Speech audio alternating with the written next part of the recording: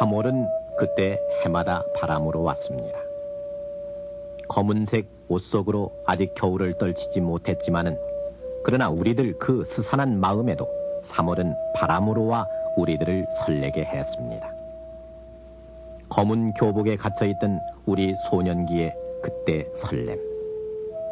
책상 물림한 낡은 교과서이긴 해도 겉표지는 새 것으로 하고 싶었듯이 하도 입어 허들허들해진 교복이지만은 풀을 먹여 다림질하면 반들반들 윤이 나던 우리들 교복. 그리고 등굣길에 어쩌다가 그 시각쯤에서 늘 지나치던 여학생을 만날 때 그때가 우리들 사춘기의 시작이었습니다. 얼마 전 해외 토픽은 일본에서 분성하고 있다는 첫사랑 찾아주기 사업을 전해주기도 했습니다만 우리들의 낙서 같던 그 사춘기로 돌아가 보면 꼭 유치하다 할 수만은 없는 사연들. 여학교 앞에서 죽치고 앉아 아침에 지나친 여학생을 기다렸고 또 정말 만화 같은 얘기지만은 그 앞에서 손수건도 떨구어 보고 구로몽이니 푸시킨 또는 소월이나 만해 등 유명한 시인의 몇 줄 식귀를 마치 내가 지은 양 연애 편지랍시고 밤새워 요리조리 베꼈고 K에게 P에게라는 둥 이니셜 아니고서는 이름을 쓰기가 얼굴 붉어지던 그때.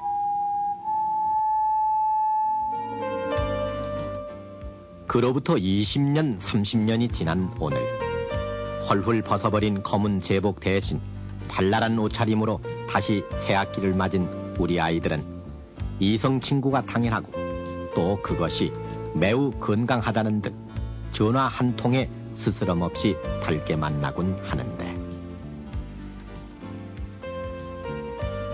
창경은 나무 껍질에 애꿎은 상처로 이름을 새기던 막내 삼촌 그리고 항상 꼬마 조카가 감시병처럼 따라다니던 막내 고모의 연애 시절 그때 우리들 그 수뇌보의 가교가 된 소월의 시 못 잊어는 숱한 우리들의 밤속으로 와서 오래 머물곤 했었습니다.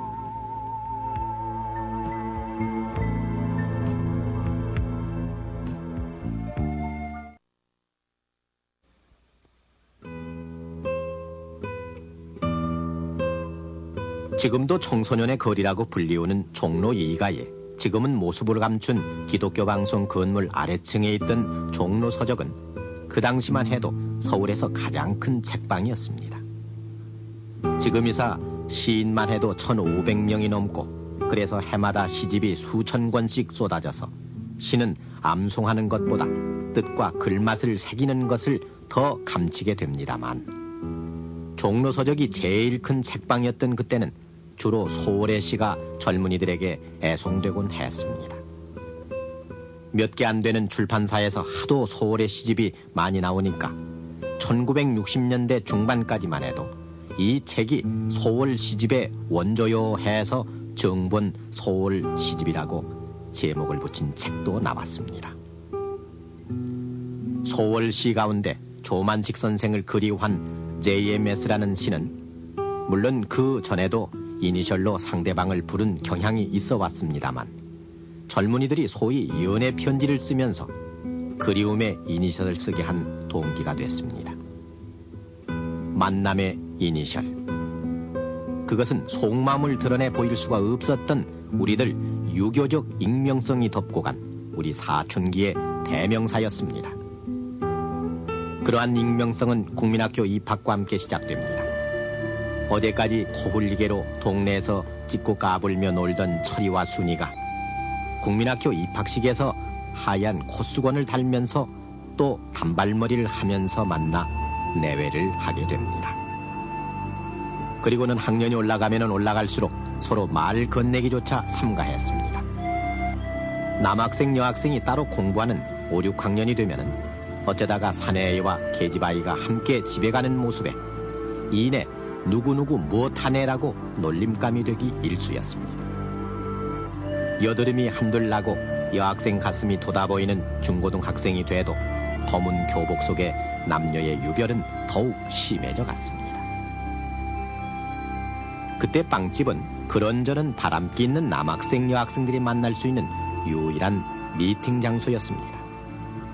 종로통에 선달애니 고려당이니 하는 빵집은 담이 큰 아이들이나 드나들었고 주로 변두리 작은 빵집에 까까머리 남학생과 단발머리 소녀들이 서로 따로 앉아 곰보빵과 팥빵 몇 개를 삼지창으로 찍어 먹으며 서로 시시덕거렸고 개중에는 의시대느라 먹금담비를 피우다 어른들에게 들켜 혼찌검이 나기도 했습니다. 그러면서도 말 건넬 용기가 없어 흘끔흘끔 서로 쳐다보는 게 고작이었습니다. 그래서 그때 좀 시시덕거리는 패거리들 사이에서는 어느 빵집에 나가느냐가 인사가 될 정도였습니다. 서로 아무 말 없이 갈라진 뒤에 점찍은 여학생을 뒤쫓아가다 앞서서는 짐짓 손수건도 떨어뜨려 보곤 하는 것이 당시 학생들 사이에 인기 잡지였던 학원에 자주 만화로 등장할 정도로 남녀 학생들의 교제 행태는 관심사였습니다. 그때 나온 고바우 김송환 화백이 그린 거꾸리와 장달이라는 만화는 요즘 인기 절정이라는 공포의 외인 구단과 맞먹을 정도로 인기가 있었는데 주로 중고등 학생의 생활 에피소드가 적나라하게 그려졌었습니다. 지금이사 학생들 잡지는 숫자도 많고 요란스런 색칠과 울긋불긋한 내용으로 채워져 있지만은 그때 학원은 학생들의 유일한 교양 문해 잡지로 학생들은 이 학원을 통해 문학 수업을 하기도 했고 교양을 쌓기도 했습니다. 아무튼 손수건이 인연이 됐건 장난이 됐건 남녀 학생이 통성명을 하거나 집까지 쫓아간 심술로 주소가 서로 알려지면 이른바 연애 편지가 오가게 이릅니다. 의뢰이 시작되는 S에게 L에게만 써놓고 진달래며 국화꽃잎이 눌려있는 소월 시집이니 만해 시집을 들쳐 힘들여 식규 하나 찾아내고는 언뜻 이런 식규가 생각나는군요 하면서 편지를 이어갑니다. 아니면은 글솜씨 좋은 친구에게 곰보빵 소보루 몇 개 사주고 대필시키거나 해서 동네 꼬마를 시킨 이른바 연애 편지는 대개는 크나큰 사건을 일으키기 마련이었습니다. 시덥지 않은 편지를 받은 새침띠기 여학생은 그 편지를 친구들에게 두루두루 읽혀 웃음거리를 만들게 했고 제법 마음을 흔드는 편지를 받은 쪽은 또 편지를 수업 시간에 몰래 다시 꺼내 읽다가 호랑이 선생님한테 들켜버렸고 훈육실에 불려가 끝없는 반성문을 써야 했습니다. 자, 이렇게 연애 편지 사건이 터지면은 급기야 여학교에서는 불시에 소지품 검사가 실시됐고 편지를 보낸 남학교에까지 불똥이 떨어져 편지를 보낸 범인은 방과 후 기합을 면할 수가 없었습니다. 그 당시는 이 남녀 이성 교제를 아주 많이 검했습니다. 특히 그 여자는 그 당시에 만일에 그것이 드러나면은 참 앞으로 그 결혼 문제도 관계가 됐고 또 학교도 그것이 아주 나쁘게 그런 인상을 받았습니다. 그리고 또 가정에서도 그것이 알려진다 하면 막 그 뒤에 결혼까지 문제가 되니까 굉장히 엄하게 다스려졌습니다. 그런 것은 사실은 이제 바깥에 드러내놓을 수도 없고 만약 드러내놓는다 하면은 거의 좀 심할 때는 무기징역 내지는 퇴학까지 당했죠, 사실은.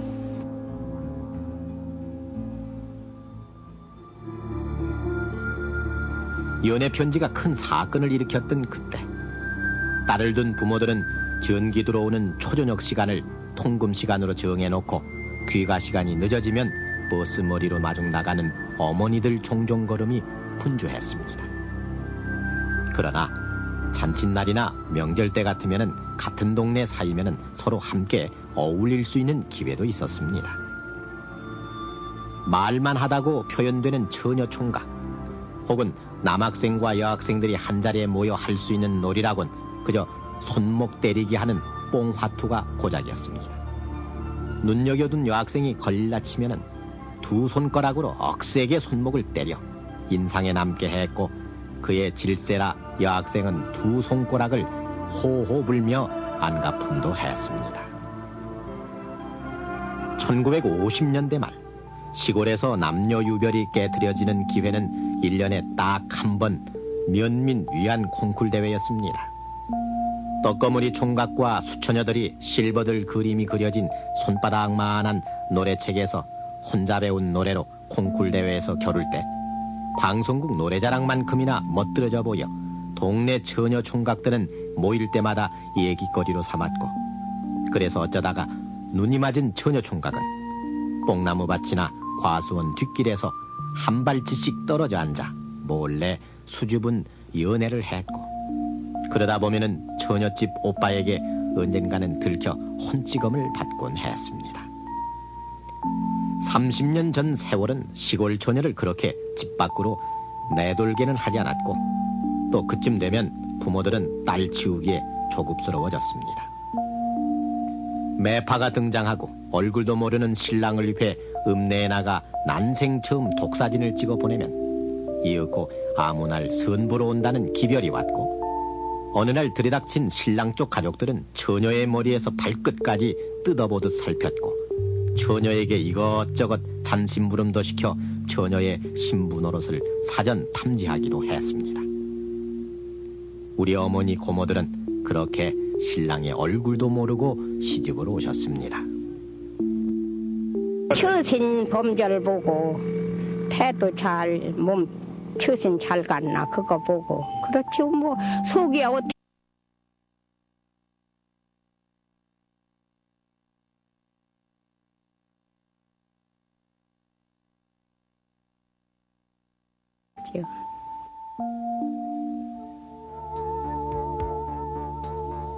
세월은 또 그런대로 흘렀고 1950년대가 그렇게 저물어가면서 남자와 여자의 만남은 다소 개방이 되기 시작했습니다.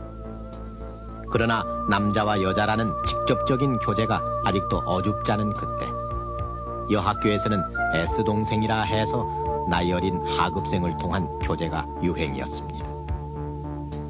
우리 국어 대사전에도 올라있는 이 S동생이라는 말은 동성애의 대상을 나타낸다 했는데, 그렇게 징그러운 뜻이 아닌 순수한 우정을 나누는 상하급생 관계로 서로 상대의 편지 전달하는 일이나 만날 장소 전달하는 일을 해주곤 했습니다.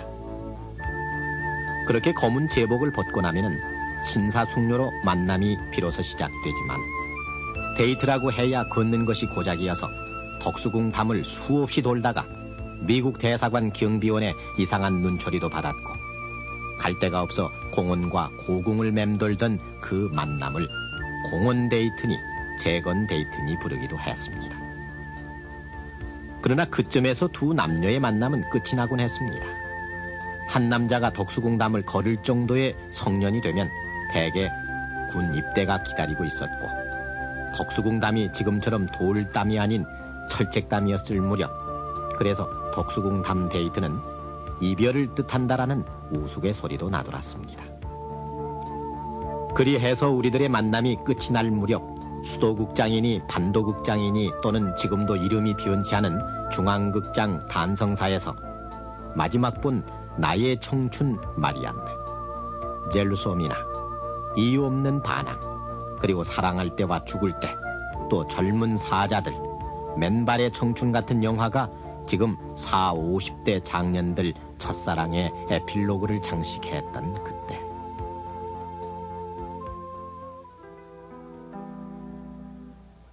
그리고 지금 남과 여는 그렇게 유별해서는 안 되고, 어렸을 때부터 건전한 만남을 통해 상대에 대한 불건전한 상상의 익명성을 깨트려 바로 알고 스스럼 없이 사귀어야 한다고 교육되어지고 있고, 그래서 칙칙하게 우리의 사춘기를 감싸고 있던 검은 교복을 벗기고 새로운 자율의 환경을 만들어 스스로 판단하며 행하게 하는 오늘의 교육 환경.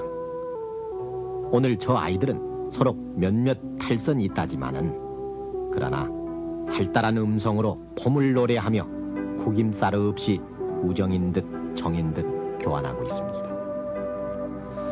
옛날에는 교복을 입고 머리에도 표시가 나오니까 학생들의 그 남녀관계의 사교가 굉장히 제한돼 있었고, 그리고 그에 따라서 자기가 아주 꼭 좋아하는 학생 한 사람에 대해서 음성적으로 남 모르게 가만히 만나서 이렇게 하는 사례가 많았었죠.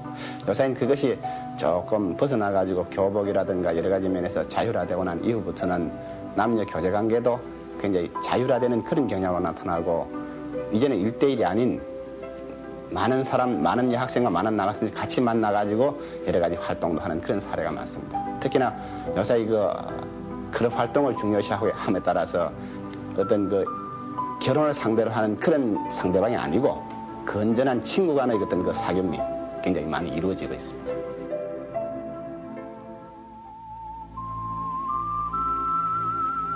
그러나 20년, 30년 전 여학생의 하얀 교복 칼라만 봐도 두근거리던 깎아머리.